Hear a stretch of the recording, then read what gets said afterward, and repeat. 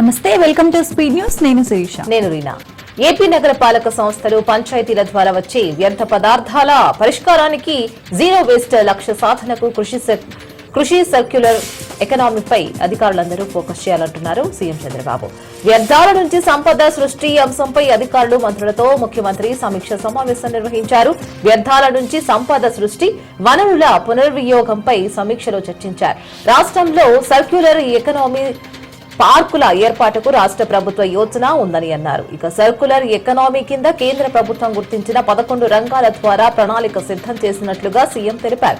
Municipal వాహనాలు, lithium బ్యాటరీలు, gypsum టైర్లు, రబ్బరు, ఎలక్ట్రానిక్, వ్యవసాయం, పారిశ్రామిక, ఆక్వా వ్యర్థాల నుంచి సర్కులర్ ఎకనామీ సృష్టించేలా కేంద్రం కార్యాచరణ అమలు చేయాలని, వీటికి అదనంగా గనులు, చేనేత, పశుసంవర్ధక శాఖలను గుర్తించినట్టు అధికారులు తెలియజేశారు.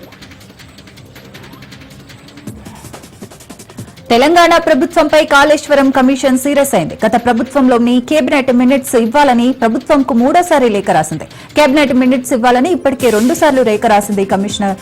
ఇంజనీర్లు ఓపెన్ కోర్టు స్టేట్మెంట్ తర్వాత, ఓసారి ఐఏఎస్ అధికారుల విచారణ తర్వాత మరోసారి లేఖ రాయగా, కేసీఆర్ స్టేట్మెంట్ తర్వాత 3వసారి ప్రభుత్వంకు కమిషన్ లేఖ ఇచ్చింది. గతంలో రాసిన లేఖలకు పూర్తి సమాచారం ప్రభుత్వం ఇవ్వలేదు. కమిషన్ కు మినిట్స్ ఇవ్వాలా వద్దా అని కేబినెట్ లో సర్కార్ చర్చించుకుంటుంది. ఫోన్ ట్యాపింగ్ కేసులో పీసీసీ చీఫ్ మహేష్ కుమార్ గౌడ్ సంచలన వ్యాఖ్యలు చేశారు. బీఆర్ఎస్ ప్రభుత్వంలో కాంగ్రెస్ నాయకుల ఫోన్ ట్యాపింగ్ జరిగిందని మహేష్ కుమార్ గౌడ్ ఆరోపించారు. ఫోన్ ట్యాపింగ్ హేయమైన చర్య అని ఆయన విమర్శించారు. మా మొమెంట్స్ అన్ని కూడా ట్రాక్ చేశారని అన్నారు. ఈ ఫోన్ ట్యాపింగ్ లిస్టులో సీఎం రేవంత్ సహా 650 మందికి పైగా కాంగ్రెస్ నేతల ఫోన్ నంబర్లు ఉన్నాయని అన్నారు. ఎన్నికలకు ముందే ఫోన్లు ట్యాప్ అయినట్లు తాము ఫిర్యాదు చేశామని కూడా ఆయన గుర్తు చేశారు. 2018 ఎన్నికల్లో కాంగ్రెస్ ఓటమికి మా ఫోన్లు ట్యాపింగ్ చేయడమే కారణమని అన్నారు. మావోయిస్టు సానుభూతి పరుల పేరుతో మా ఫోన్లు ట్యాప్ చేశారని మహేష్ కుమార్ గౌడ్ ఆరోపించారు. తెలంగాణ సమాజంలో భూమి కీలకమైన అంశమని, గత ప్రభుత్వం ధోరణి పోర్టల్తో చేసిన తప్పిదాల వల్ల రాష్ట్రంలోని ప్రతి గ్రామంలో వందల కుటుంబాలు భూ సంబంధిత సమస్యలను ఎదుర్కొంటున్నాయని, భూభారతి చట్టం ద్వారా ఈ సమస్యలన్నింటికీ పరిష్కారం చూపాలని రాష్ట్ర రెవెన్యూ, హౌసింగ్, సమాచార, పౌర సంబంధాల శాఖ మంత్రి పొంగులేటి శ్రీనివాసరెడ్డి ఆయా జిల్లా కలెక్టర్లకు సూచించారు. కొత్తగా నియమితులైన Sangareddy collector Praveenya, Siddipet collector Hemavathi, Hyderabad collector Harichandana, Nizamabad collector Vinayaka Krishna Reddy, stamps and registration special secretary Rajiv Gandhi Hanumanthu సచివాలయంలో రెవెన్యూ శాఖ మంత్రి పొంగులేటి శ్రీనివాసరెడ్డి మర్యాదపూర్వకంగా కలిశారు. ఈ సందర్భంగా మంత్రి మాట్లాడుతూ, గత ప్రభుత్వంలో భూములకు సంబంధించిన రైతులు అనుభవించిన కష్టాలకు, బాధలకు విముక్తి కల్పించేలా భూభారతికి వస్తున్న సమస్యలపై ఎప్పటికప్పుడు స్పందించాలని సూచించారు. కాకినాడ జిల్లా తుని పట్టణానికి చెందిన యోగా గురువు నరాలశెట్టి సత్య యోగా చెప్పడంలో ప్రత్యేకతను చాటుకున్నారు. దీనిలో భాగంగా యోగా విద్యార్థులను ఆశ్చర్యపరిచే విధంగా మరో యోగా స్టూడెంట్ తో కలిసి యోగా గురువు సత్య చక్రం మాదిరిగా తిరుగుతూ అక్కడున్న వారందరినీ ఆశ్చర్యానికి గురిచేశారు. యోగా దినోత్సవ సందర్భంగా ఏపీ వ్యాప్తంగా యోగాసన కార్యక్రమాలు జరుగుతున్నాయి. మరి దీనిలో భాగంగా తుని ప్రాంతంలో జరిగిన ఈ యోగాసనం పలువురిని కట్టిపడేసింది. ఈ చక్రం మాదిరిగా యోగాసనం చేయడం ద్వారా వెన్నెముక సమస్యలు తగ్గుతాయని యోగా గురువు సత్య తెలిపారు. మరి ముఖ్యంగా ప్రతి ఒక్కరూ ప్రతినిత్యం యోగా చేయడం ద్వారా మనమంతా ఉత్సాహంగా ఉంటామని కూడా పేర్కొన్నారు.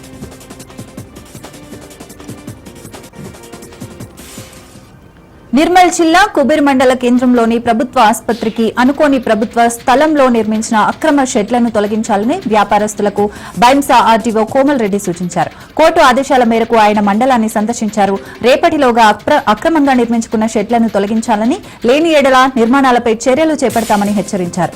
ఆర్డీఓతో పాటు MRO Shivraj, MPDO Sagar Reddy, MPO Mohan Singh అధికారులు ఉన్నారు. నిర్మల్ జిల్లా బైంసా మండలం జుచ్చంద్ గ్రామంలోని రేషన్ దుకాణం వద్ద లబ్దిదారులు ఆందోళనకు దిగారు. ప్రభుత్వం 3 నెలలకు సంబంధించి ఒకేసారి రేషన్ బియ్యం ఇస్తూ ఉండడంతో వినియోగదారులు బారులు తీరారు. పంపిణీలో ఆలస్యం అవుతూ ఉండడంతో వినియోగదారులు క్యూలో తోపులాటకు దిగారు. దీంతో కొందరికి స్వల్ప గాయాలయ్యాయి.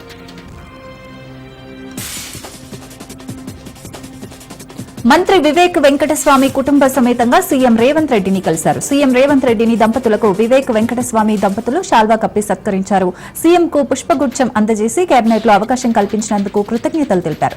ఈ సందర్భంగా సీఎంతో మంత్రి వివేక్ వెంకటస్వామి ముచ్చటించారు. సీఎం కూడా కాకా వెంకటస్వామితో తనకున్న అనుబంధాన్ని గుర్తు చేసుకున్నారు. పెద్దపల్లి ఎంపీ గడ్డం వంశీకృష్ణతో పలు విషయాలను సీఎం రేవంత్ రెడ్డి పంచుకున్నారు.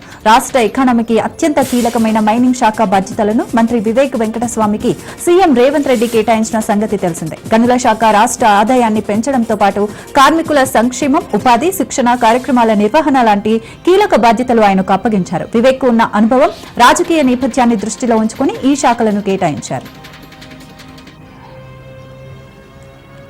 గాంధీ భవన్ లో ప్రజలకు అందుబాటులో ప్రజాప్రతినిధులు కార్యక్రమం నిర్వహించారు. ఈ సందర్భంగా tourism development corporation chairman Patel Ramesh Reddy ప్రజల నుంచి విజ్ఞప్తి పత్రాలు స్వీకరించారు.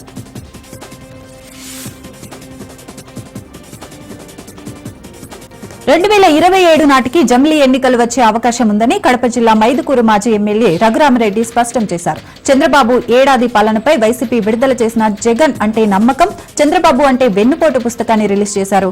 ఈ సందర్భంగా ఆయన మాట్లాడుతూ రాష్ట్రంలో 2026 నాటికల్లా నియోజకవర్గాల పునర్విభజన జరిగే అవకాశం ఉందన్నారు. ప్రస్తుతం ఉన్న 175 నియోజకవర్గాలు 225కు పెరుగుతాయన్నారు. జమిలీ ఎన్నికలకు కార్యకర్తలంటా ఇప్పటి నుంచి సిద్ధం కావాలని పిలుపునిచ్చారు.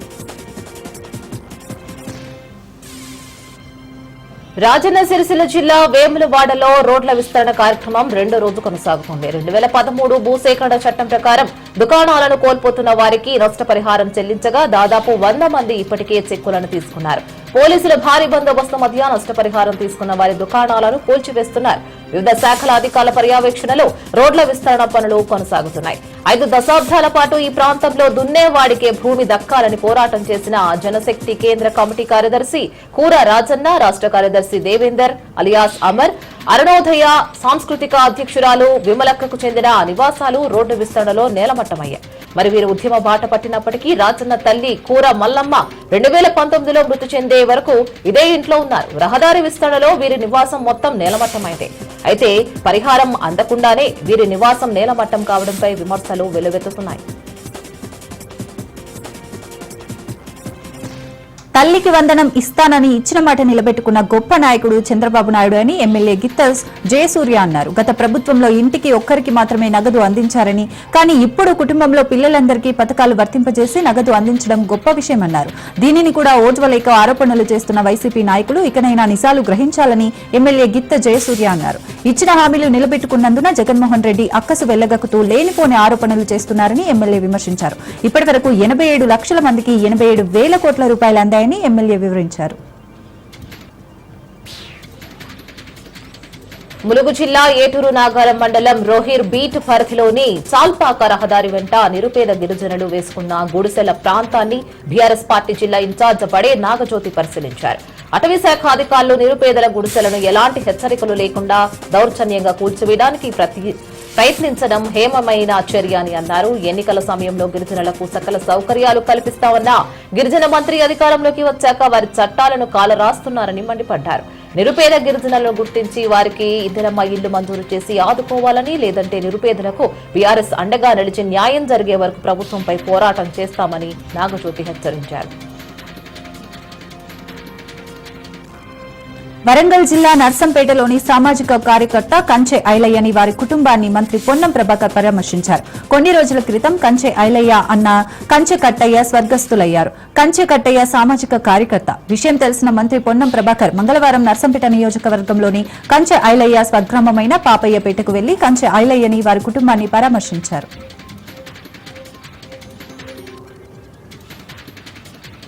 వరంగల్ జిల్లా నర్సంపేట డివిజన్లోని చెన్నారావుపేట మండలం పాపయ్యపేటలో గౌడ కులస్తుల తాటి వనాన్ని మంత్రి పొన్నం ప్రభాకర్ సందర్శించారు. గౌడ కులస్తులు తాటి మంజులు కోసి ఇస్తే మంత్రి ఇష్టంగా ముందలు తిన్నారు. గౌడనులకు చెట్లు ఇప్పిస్తానని తాటి వనాన్ని అభివృద్ధి చేసుకోవాలని కూడా సూచించారు. ఏమైనా ఇబ్బందులు ఉంటే తాను తప్పకుండా ఆదుకుంటానని కూడా హామీ ఇచ్చారు.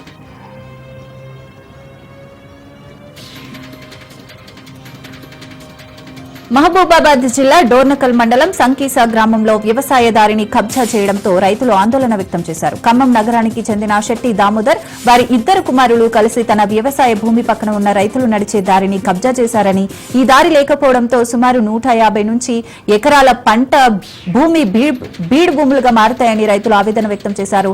వందల సంవత్సరాల నుండి ఈ దారిలో రైతులు నడిచి సుమారు 150 ఎకరాల భూమిలో పంటలు పండించేవారని, సంవత్సరం క్రితం శెట్టి దామోదర్ దారిని కబ్జా చేసి రైతులకు ఇబ్బందులకు గురి చేస్తున్నారని తెలిపారు. దారికి సంబంధించి తప్పుడు ఆధారాలు సృష్టించి అధికారులను శెట్టి దామోదర్ తప్పుదోవ పట్టిస్తున్నారని తెలిపారు. దయచేసి గత రికార్డులను పరిశీలించి న్యాయం చేయాలని అధికారులను కోరారు. వ్యవసాయం మీదనే ఆధారపడి జీవిస్తున్న తమకు దారి ఇప్పించి న్యాయం చేయాలని తెలిపారు.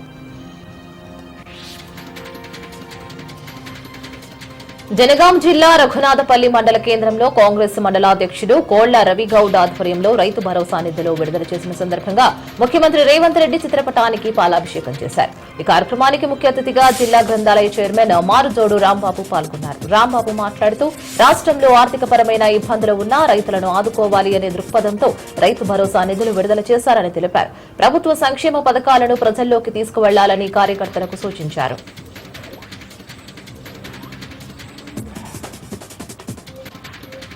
నిర్మల్ జిల్లా కడెం మండలం లింగాపూర్ గ్రామంలో అసలైన అర్హులకు ఇందిరమ్మ ఇల్లు రాకుండా భూములు ఉన్న వారికే ఇల్లు మంజూరు చేశారని ఆందోళన వ్యక్తం చేస్తూ స్థానిక ప్రధాన రహదారిపై లబ్దిదారులు బైఠాయించి ధర్నా రాస్తారోకో చేశారు. లిస్టులో నుండి అనర్హుల పేర్లు తొలగించి అర్హులకు ఇళ్లను కేటాయించాలని డిమాండ్ చేశారు. ఎమ్మెల్యే బొజ్జు పటేల్ వచ్చి హామీ ఇస్తేనే ఆందోళన విరమిస్తామని లబ్దిదారులు బైఠాయించారు.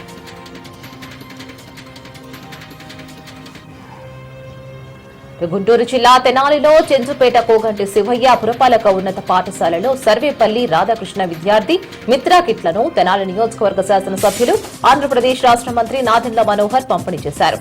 10వ తరగతి విద్యార్థులకు ప్రోత్సాహాలు అందించారు.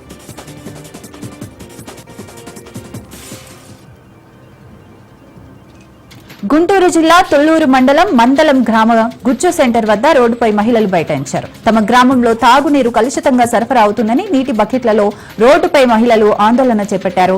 అధికారులకు విన్నవించినా తమ గోడు పట్టించుకోవడం లేదని ఆందోళనకు దిగారు. దీంతో రోడ్డుపై ట్రాఫిక్ స్తంభించింది. దీంతో ప్రయాణికులు తీవ్ర ఇబ్బందులు పడ్డారు.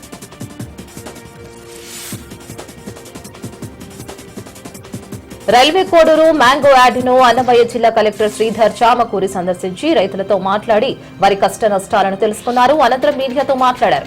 రైతులకు ప్రభుత్వం ప్రతి కిలో మామిడికాయలకు ₹4 మద్దతు ధర కల్పిస్తుందని తెలిపారు. ప్రతి రైతు ఈ అవకాశాన్ని సద్వినియోగం చేసుకోవాలని జిల్లా కలెక్టర్ తెలిపారు. ఈ పథకాన్ని జూన్, జూలై, ఆగస్టు వరకు కొనసాగిస్తామని, రైతులు అధైర్యపడవద్దని తెలిపారు. రైతులు తమ పంటను విక్రయించే సమయంలో హార్టికల్చర్ ఆఫీసర్ల వద్ద ఆక్నాలెడ్జిమెంట్ రసీదు తీసుకోవాలని కూడా కలెక్టర్ రైతులకు సూచించారు. రైతులు ఎక్కువసేపు క్యూలో ఉంచకుండా ఏ కంపెనీకి ఎంత సామర్థ్యం ఉందో అంత సరుకు మాత్రమే పంపించాలని కూడా సూచించారు.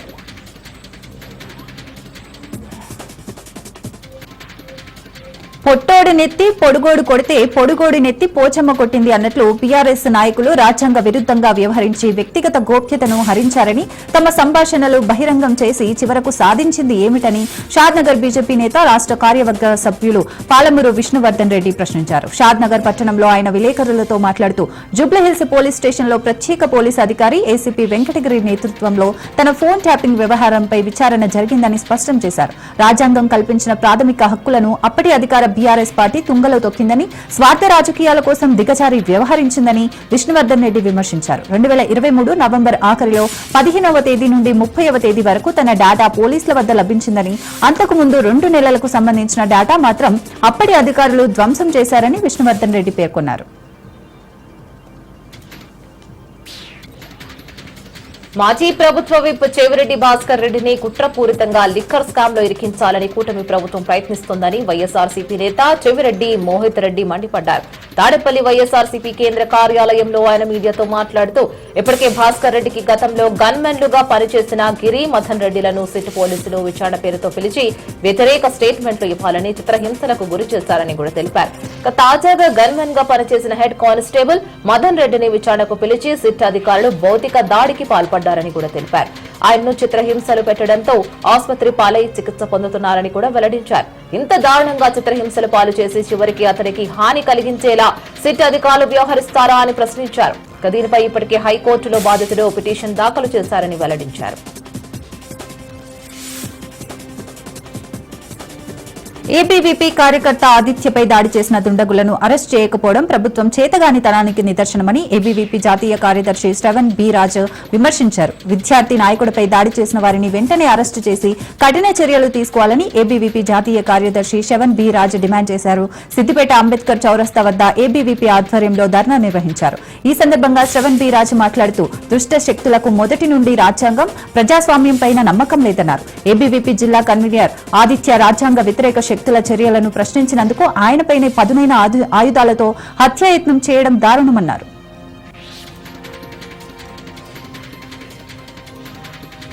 గుప్త నిధుల కోసం తవ్వకాలు కలకలం రేపుతున్నాయి. నిర్మల్ జిల్లా కడెం మండల కేంద్రంలోని ఉడంపూర్ అడవి సమీపంలో గల కొండ మీద నల్లకొండ నరసింహస్వామి గుట్టపైన గుర్తు తెలియని దుండగులు తవ్వకాలు జరిపారు.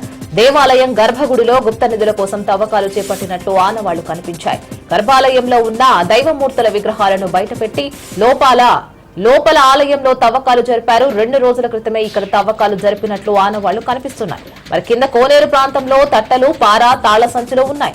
పోలీసులు కేసు నమోదు చేసుకుని విచారణ చేపట్టారు.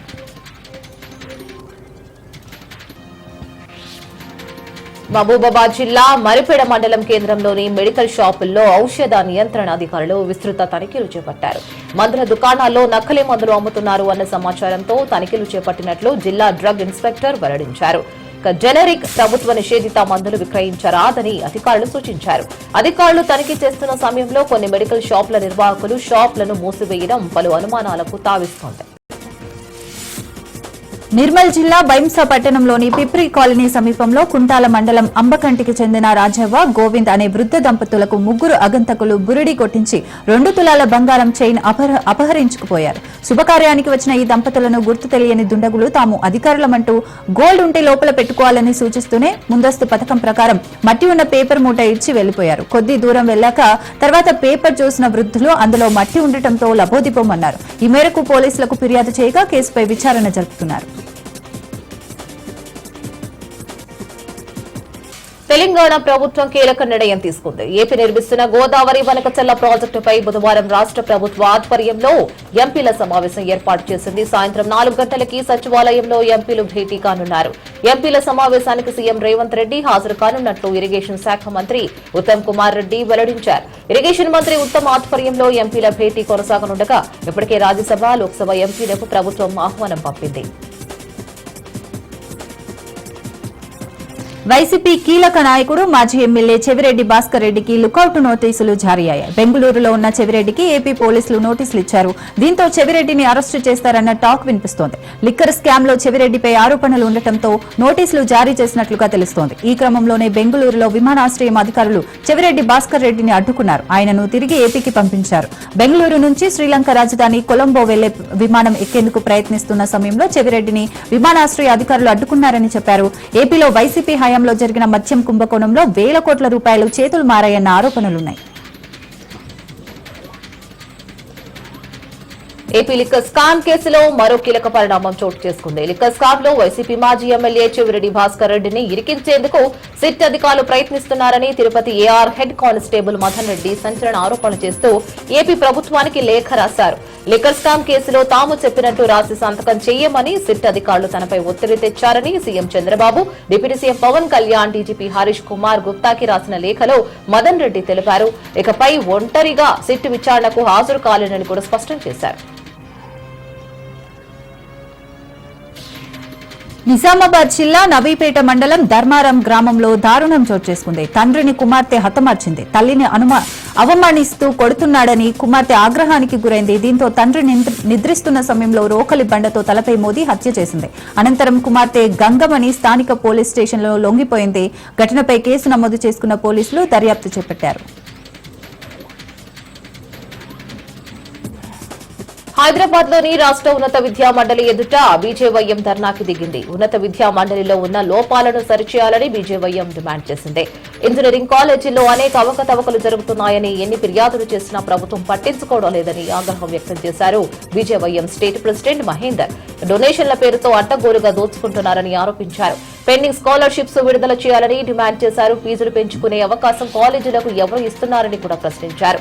పేద విద్యార్థులకు న్యాయం చేసే వరకు బీజేవైఎం పోరాటం చేస్తుందని అన్నారు. విద్యారంగ సమస్యలు పరిష్కరించకపోతే సీఎం నివాసం, సెక్రటేరియట్ ముట్టడిస్తామని బీజేవైఎం నేతలు హెచ్చరించారు. ఆన్లైన్ బెట్టింగ్ ప్లాట్ఫామ్లపై దర్యాప్తు మళ్లీ స్పీడప్ అయింది. ఇందులో భాగంగా మాజీ క్రికెటర్ హర్భజన్ సింగ్, నటుడు సోను సూద్ను ఈడీ అధికారులు ప్రశ్నించినట్లు తెలుస్తోంది. కాగా ఇప్పటికే మాజీ క్రికెటర్ యువరాజ్ సింగ్, రైనా, నటి ఊర్వశీ రౌతేలను అధికారులు ప్రశ్నించినట్లు సమాచారం. నిషేధిత బెట్టింగ్ ప్లాట్ఫామ్ల ప్రమోషన్లకు సంబంధించిన కేసు విచారణలో భాగంగా ప్రశ్నలు సంధిస్తున్నట్లు సమాచారం. ఈ నిషేధిత ఆన్లైన్ బెట్టింగ్ ప్లాట్ఫామ్లకు పలువురు క్రికెటర్లు, బాలీవుడ్ తారలు ప్రచార ఒప్పందాలు చేసుకున్నట్లు ఈడీ అధికారులు గుర్తించారు. ఇందులో భాగంగానే వారు విచారిస్తున్నట్లు సమాచారం. పాస్టర్ శాలిం రాజు వ్యాఖ్యలపై తెలుగు రాష్ట్రాల్లో మహిళా లోకం మండిపడుతోంది. మల్లెపూలు పెట్టుకునే మహిళలపై అనుచిత వ్యాఖ్యలు చేశారు శాలిం రాజు. మహిళలను కించపరుస్తూ అసభ్యకరంగా మాట్లాడిన పాస్టర్ శాలిం రాజుపై చర్యలు తీసుకోవాలని మహిళా సంఘాల నేతలు డిమాండ్ చేశారు. తక్షణమే ఆయనపై కేసు నమోదు చేయాలని కూడా పోలీసులను కోరుతున్నారు. అసభ్య పదజాలంతో మాట్లాడడం సరికాదని అన్నారు. వరంగల్ పోలీసుల తీరుపై సిపి సన్ప్రీత్ సింగ్ సీరియస్ అయ్యారు. కొండా మురళి పట్ల స్వామి భక్త ప్రదర్శించిన ఏసీపీ సహా సీఐలు, ఎస్ఐలపై సిపి ఆగ్రహం వ్యక్తం చేశారు. నిబంధనలకు పక్కన పెట్టి ఎస్కాట్ వెళ్లారని ఆరోపణలు వస్తున్నాయి. ఏసీపీ, సీఐల వ్యవహారం వరంగల్లో తీవ్ర చర్చనీయాంశంగా మారింది. ఓ ప్రైవేటు హోటల్ యజమాని కూతురు వివాహంలో వరంగల్ పోలీసులు హంగామా చేశారు. కొండా మురళికి పర్సనల్ సెక్యూరిటీగా వ్యవహరించినట్లు విమర్శలు వెల్లువెత్తుతున్నాయి. Warangal ACP, CI, traffic CI రామకృష్ణలకు సిపి సన్ప్రీత్ సింగ్ మోమోలు జారీ చేశారు. పల్నాడులో మాజీ సీఎం జగన్ పర్యటనపై ఉత్కంఠ నెలకొంది. సత్తెనపల్లి రెంటపాళ్లలో వైసీపీ నేత నాగ మల్లేశ్వరరావు విగ్రహావిష్కరణకు వెళ్లాలని జగన్ నిర్ణయించుకున్నారు. అయితే జగన్ పర్యటనకు అనుమతి లేదంటున్నారు జిల్లా ఎస్పీ శ్రీనివాసరావు. మరోపక్క వైసీపీ క్యాడర్ జగన్ టూర్ ఏర్పాట్లలో నిమగ్నమయ్యారు. వైసీపీ నేతలు అనుమతి కోరారని, తమ డిపార్ట్మెంట్ అడిగిన వివరాలు వారు ఇవ్వలేదని అన్నారు. మాజీ సీఎం జగన్ సత్తెనపల్లి పర్యటనకు అనుమతి లేదని అన్నారు. లా అండ్ ఆర్డర్ సమస్య కారణంగా పర్మిషన్ ఇవ్వలేమని స్పష్టం చేశారు. తాము అడిగిన పత్రాలు ఇస్తే అనుమతిని కూడా పరిశీలిస్తామని కూడా అన్నారు. హైదరాబాద్ లోని బస్ భవన్ వద్ద ఉద్రిక్తత నెలకొంది. బస్ ఛార్జీల పెంపుపై ఏబీవీపీ పోరుబాట పట్టింది. ఆర్టీసీ క్రాస్ రోడ్డులో ఆందోళన చేపట్టారు విద్యార్థులు. తక్షణమే పెంచిన బస్ పాస్ ఛార్జీలను తగ్గించాలని డిమాండ్ చేశారు. ఆర్టీసీ ఎండీ సజ్జనార్ కు వ్యతిరేకంగా నినాదాలు చేశారు. పోలీసులు, విద్యార్థుల మధ్య తీవ్ర వాగ్వాదం చోటు చేసుకుంది. ఆందోళన చేస్తున్న ఏబీవీపీ కార్యకర్తలను అరెస్ట్ చేశారు. వివిధ పోలీస్ స్టేషన్లకు తరలించారు.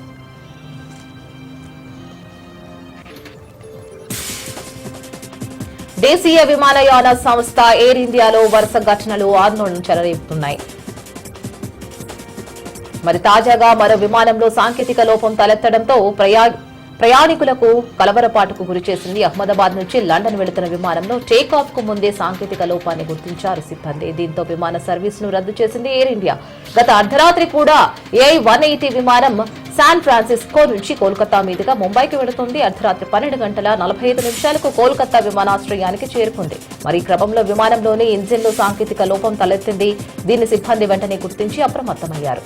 భద్రతా కారణాల రీత్యా ప్రయాణికులను విమానం నుంచి దించేశారు. ఢిల్లీ ఇండిగో విమానానికి బాంబు బెదిరింపులు కలకలం రేపుతున్నాయి. ఫ్లైట్ కి బాంబు బెదిరింపులు కాల్ రావడంతో నాగ్పూర్ ఎయిర్పోర్ట్ లో ఎమర్జెన్సీ ల్యాండింగ్ చేశారు. కొచ్చి నుంచి ఢిల్లీకి వెళ్తున్న ఇండిగో విమానానికి బాంబు బెదిరింపులు వచ్చాయి. దీంతో నాగ్పూర్ లో అత్యవసర ల్యాండ్ చేశారు. అప్రమత్తమైన అధికారులు ఇండిగో విమానాన్ని తనిఖీ చేస్తున్నారు. భారత్ లో ఏం జరిగినా అది తామే చేశామని పదే పదే చెప్పుకుంటూ మళ్లీ అబాసు పాలయ్యారు పాకిస్తాన్ రక్షణ మంత్రి ఖవాజా ఆసిఫ్. గతంలో భారత రక్షణ వ్యవస్థలోని కీలక సమాచారాన్ని హ్యాక్ చేశామని చెప్పుకున్న ఖవాజా ఆసిఫ్ ఈసారి ఐపీఎల్ మీద పడ్డారు. ఈ ఏడాది జరిగిన ఐపీఎల్ ఎడిషన్ లో ఫెడ్ లైట్లను కూడా ఒకానొక సందర్భంలో హ్యాక్ చేశామని పాక్ పార్లమెంట్ సాక్షిగా డబ్బా కొట్టుకున్నారు. మే 8న పంజాబ్ కింగ్స్ ఢిల్లీ క్యాపిటల్స్ మధ్య ధర్మశాలలో జరిగిన మ్యాచ్ లో భాగంగా ఫెడ్ లైట్లను తమ దేశానికి చెందిన హ్యాకర్లు హ్యాక్ చేశారని అన్నారు. అసలు పాకిస్తాన్ లో ఇంత టెక్నాలజీ ఉందా అని కూడా భారత్ ఆశ్చర్యపోతుందంటే ఏదో చెప్పే యత్నం చేశారు. దీనిపై నెటిజన్లు కూడా చలోక్తులు విసురుతున్నారు. ఇరాన్ ఇజ్రాయెల్ వారిపై G7 దేశాల కూటమి సంచలన ప్రకటన చేశాయి. G7 దేశాలు ఇజ్రాయెల్ కు మద్దతు ప్రకటించాయి. దాడులను ఇరాన్ విరమించుకోవాలని ప్రకటించారు. ఇరాన్ అణ్వాయుధాన్ని కలిగి ఉండకూడదని G7 కూటమి స్పష్టం చేసింది. ప్రాంతీయ అస్థిరత, ఉగ్రవాదానికి ఇరాన్ కారణమని G7 తెలిపింది. యుద్ధ ప్రభావంతో అంతర్జాతీయ ఇంధన మార్కెట్లపై అప్రమత్తంగా ఉండాలని G7 దేశాలు సూచించింది. ఇరాన్ ఇజ్రాయెల్ మధ్య యుద్ధ నేపథ్యంలో భారతీయులకు ఇండియన్ ఎంబసీ మరోసారి అడ్వైజరీ జారీ చేసింది. టెహ్రాన్ లోని భారతీయులంతా వెంటనే నగరానికి వీడి సురక్షిత ప్రాంతాలకు తరలి వెళ్లాలని సూచించింది. ఇప్పటివరకు ఎంబసీని సంప్రదించని భారతీయులు తక్షణమే అధికారులతో మాట్లాడి తమ లొకేషన్లను షేర్ చేయాలని కూడా సూచించింది. ఇరాన్ రాజధాని నగరం టెహ్రాన్ పై ఇజ్రాయెల్ సైన్యం డ్రోన్లు, మిసైళ్లతో విరుచుకుపడుతోంది. అమెరికా రాయబార కార్యాలయంతో పాటు పలు కార్యాలయాలను కూడా ధ్వంసం చేసింది. ఈ నేపథ్యంలోనే తాజాగా మరోసారి ఆలస్యం చేయకుండా నగరాన్ని వీడాలి అంటూ భారతీయుల కోసం భారత రాయబార కార్యాలయం అడ్వైజరీ జారీ చేసింది. G7 పర్యటనను ట్రంప్ అర్థాంతరంగా ముగించడంపై ఫ్రాన్స్ ప్రెసిడెంట్ మోక్రాన్ కీలక వ్యాఖ్యలు చేశారు. ఇరాన్ ఇజ్రాయెల్ కాల్పుల విరమణ కోసమే ట్రంప్ వెళ్లిపోయారని మోక్రాన్ అన్నారు. అయితే ఫ్రాన్స్ అధ్యక్షుడు మోక్రాన్ వ్యాఖ్యలను డొనాల్డ్ ట్రంప్ కొట్టిపారేశారు. కాల్పుల విరమణ కోసం ఎలాంటి చర్యలు చేపట్టలేదన్నారు. కాల్పుల విరమణ కంటే పెద్ద పని కోసమే కెనడా నుంచి వెళ్లిపోయానని ట్రంప్ చెప్పుకొచ్చారు.